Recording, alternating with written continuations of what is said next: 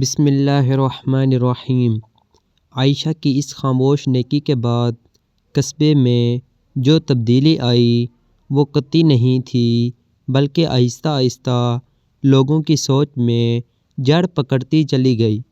پہلے جو لوگ ایک دوسرے سے نظریں چرا کر گزرتے تھے، اب سلام میں پہل کرنے لگے۔ جو دکاندار ناپ تول میں کمی کر لیتے تھے، اب خود سے تول پورا کرنے لگے۔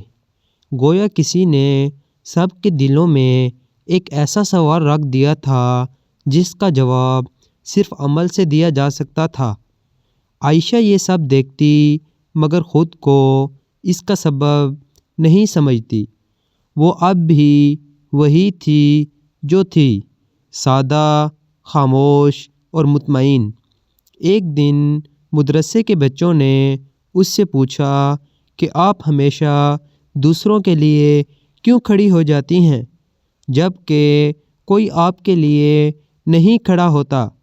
عائشہ نے مسکرا کر صرف اتنا کہا کہ اگر میں صحیح ہوں تو میرا ساتھ دینے کے لیے اللہ کافی ہے۔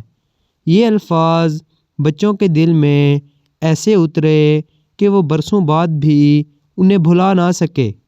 وقت کے ساتھ عائشہ کی ماں بیمار ہو گئی، گھر کی ذمہ داریاں بڑھ گئیں، تنخواہ وہی تھی، مسائل زیادہ تھے۔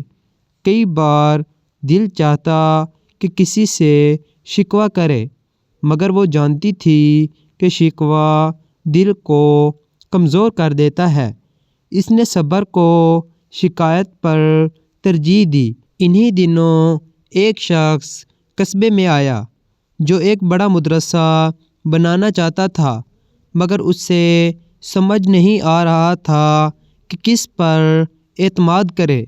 لوگوں نے مختلف نام بتائے، مگر جب اس نے بچوں سے پوچھا کہ تم کس استاد پر سب سے زیادہ بھروسہ کرتے ہو تو سب کی زبان پر ایک ہی نام تھا، عائشہ۔ جب اسے بلایا گیا تو وہ گھبرا گئی۔ اسے لگا شاید وہ اس قابل نہیں، مگر اس نے یہ بھی سیکھا تھا کہ جو ذمہ داری نیت کے ساتھ ملے اسے رد نہیں کرنا چاہیے۔ اس نے مدرسے کی بنیاد رکھی، مگر اس شرط پر کہ یہاں صرف کتابیں نہیں بلکہ انسان بنائے جائیں گے۔ یہاں کامیابی نمبر سے نہیں بلکہ کردار سے ناپی جائے گی۔ یہ مدرسہ آہستہ آہستہ ایک مثال بن گیا۔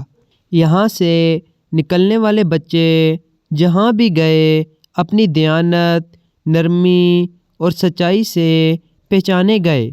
برسوں بعد جب عائشہ بوڑھی ہو گئی، اس کی آواز کمزور مگر دعا مضبوط ہو چکی تھی۔ ایک دن وہ اسی راستے پر بیٹھی تھی جہاں کبھی بارش میں سائیکل چلاتے ہوئے اس کے ہاتھ کانپ رہے تھے۔ اس نے آسمان کی طرف دیکھا اور شکر ادا کیا کہ یا اللہ، تو نے مجھے بڑا نہیں بنایا مگر فائدہ مند بنا دیا۔ اور شاید یہی وہ مقام تھا جہاں اس کی زندگی کی اصل کامیابی لکھی جا چکی تھی، کیونکہ دنیا نے اسے دیر سے پہچانا مگر رب نے اسے شروع ہی سے قبول کر لیا تھا۔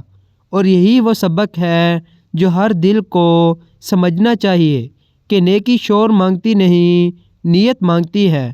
اور جو لوگ خاموشی سے صحیح کام کرتے ہیں وہ تاریخ میں نام نہ بھی چھوڑیں تو دلوں میں راستہ ضرور چھوڑ جاتے ہیں۔ مگر سوال یہ ہے کہ اگر آج عائشہ جیسا کوئی ہمارے سامنے خاموشی سے گزر جائے تو کیا ہم اسے پہچان پائیں گے، یا ہمیشہ کی طرح اصل قدر تب کریں گے جب وہ قصہ بن چکا ہوگا؟